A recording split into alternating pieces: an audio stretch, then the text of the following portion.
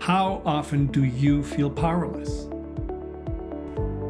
You know what I find is even worse than being anxious, and I know anxiety, I had it for many years. It's feeling powerless, and that's what I want to talk about today.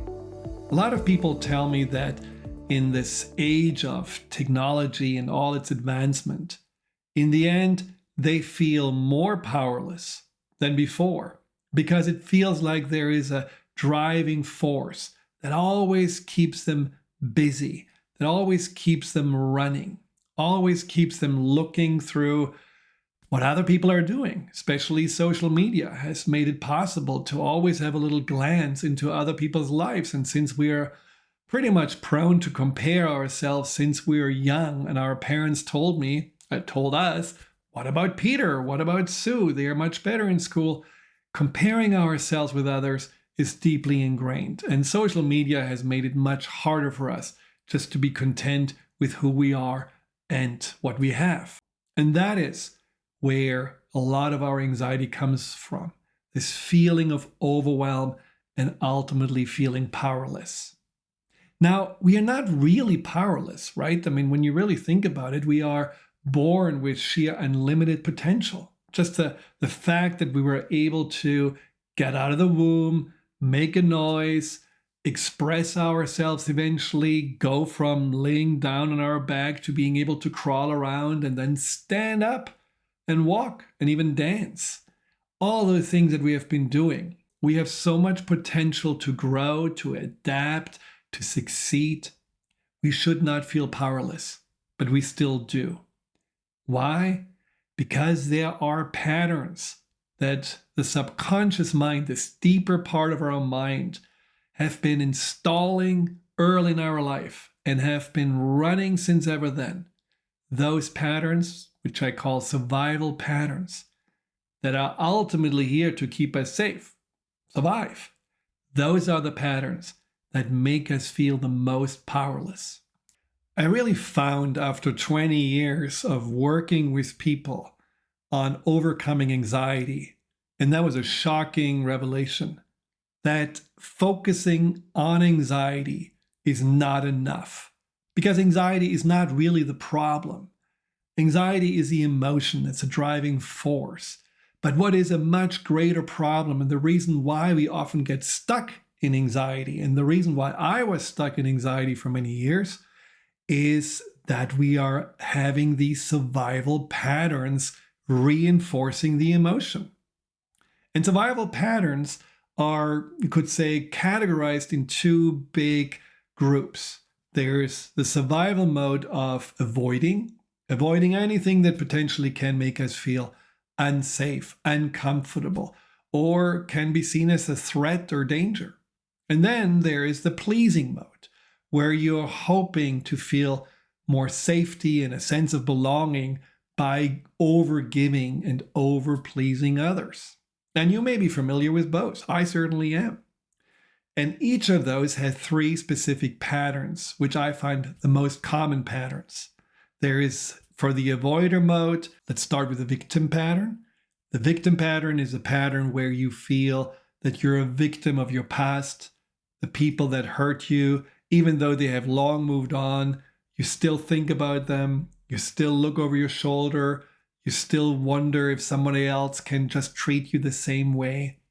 The victim mode is also feeling victimized by yourself when you feel like, I'm not having the body I want, I'm victimized by my emotions, or I'm victimized by life, feeling completely powerless. Doesn't sound like a survival pattern, but when you really think about it, the victim mode keeps you safe by always expecting something bad to happen, the shoe to drop, somehow being in a place where once again you get exactly the treatment or exactly the outcome that you had before. And as long as you're just preparing yourself for this, bracing yourself for this, you will not be surprised, and maybe it doesn't hurt as much. Of course, many times when you're in victim mode, you're expecting bad things to happen and then they don't. So you're already living in a trauma that actually hasn't really occurred. So in the long run, your life is overshadowed by the what if and by the what was. and you're not really living up to the greatest joy and fulfillment. But for the subconscious inner protector who runs that pattern, it is better safe than being happy for a little bit and then deeply disappointed. The second pattern of this avoider mode is a pattern of invisibility. Where you're hiding out, where you may in the extreme not even leave your house, where you're not speaking up on your behalf, where you're trying to not get unwanted attention, where you're dressing in the most boring colors so that no one really, notices you or judges you. All of those things are also designed to keep you safe. Now, the problem with that pattern is that ultimately you're never really expressing yourself. You're never really living up to your potential. You're only becoming this little tiny gray mouse that hopefully will not be seen. The third pattern is the procrastination pattern. Now, who has not that pattern in their life?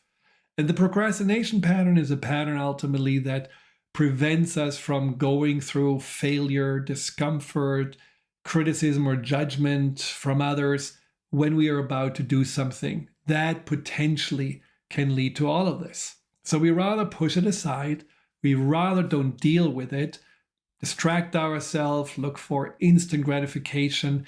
It's safer in the short term. That's what the subconscious thinks. Than putting yourself out there and doing something that potentially may lead to disaster and failure. Now, when you look at it, you could say, well, the subconscious obviously doesn't think about the long-term consequences of procrastination.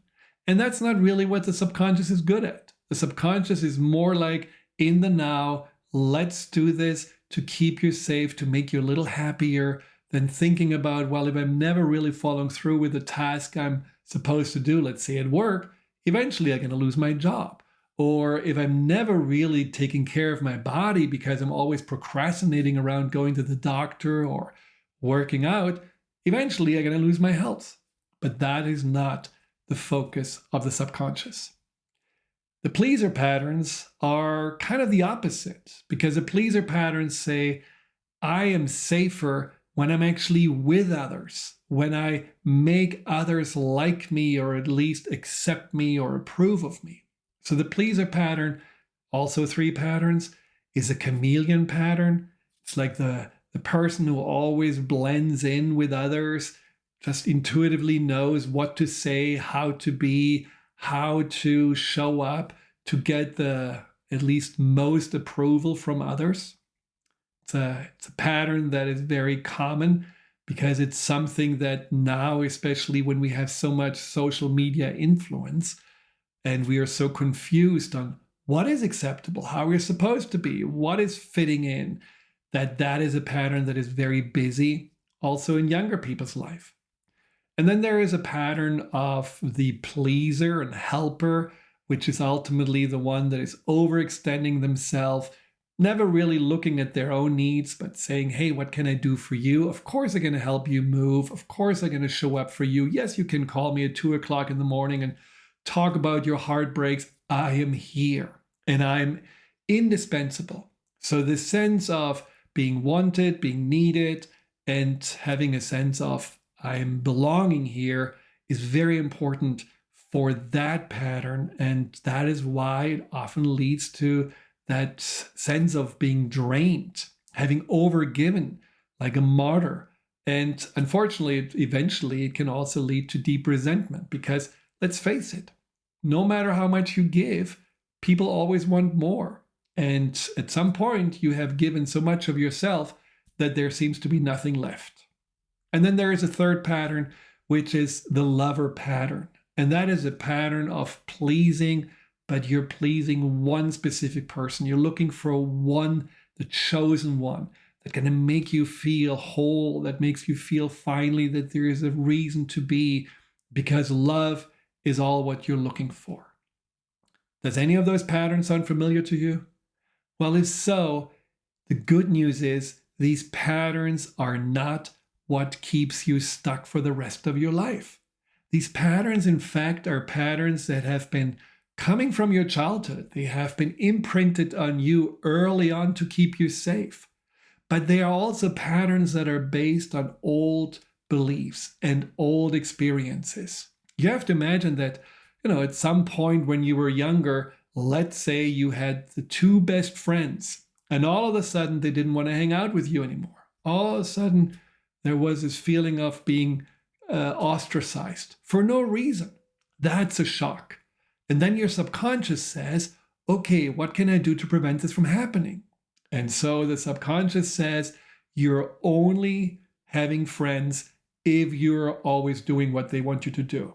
That would be like, the pleaser or the chameleon.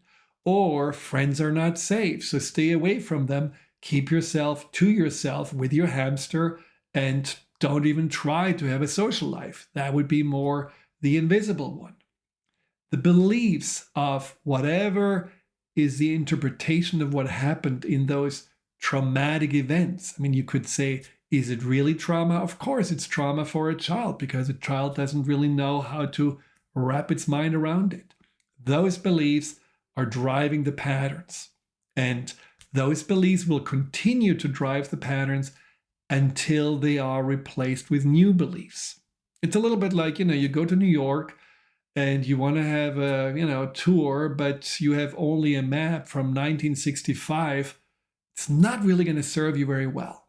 Right now, you may go through life with patterns and belief that come from 1965 or 70s or 80s, and you realize that's the reason why when I get triggered, let's say my friend is not calling me back after I called, and immediately I get triggered to, oh yeah, once again I'm ostracized, that I'm shrinking, that I'm panicky, that I'm feeling like a child, and that I'm acting like a child. Or it could be another pattern where you get criticized by a parent or a teacher, and again, the mind says, oh, you're not smart enough, you're not good enough, so don't put yourself out. And so as soon as you get criticism, you go into procrastination because it was too painful to get this judgment from the past. The belief of not being smart or good enough kicks in. It makes you want to procrastinate and not really fully engage. When you understand that those patterns don't want to hurt you, even though they appear self-sabotaging, but that they're actually just simply based on old experiences and old beliefs that you need to update, replace, then even those patterns that make you feel powerless are not really making you powerless, because what you're doing is simply living still in the shoes, in the mental, emotional shoes of the child subconscious, and you haven't really made an owner's manual upgrade. And that is really something that my new book, The Empowerment Solution, is all about. It helps you to deal with these patterns.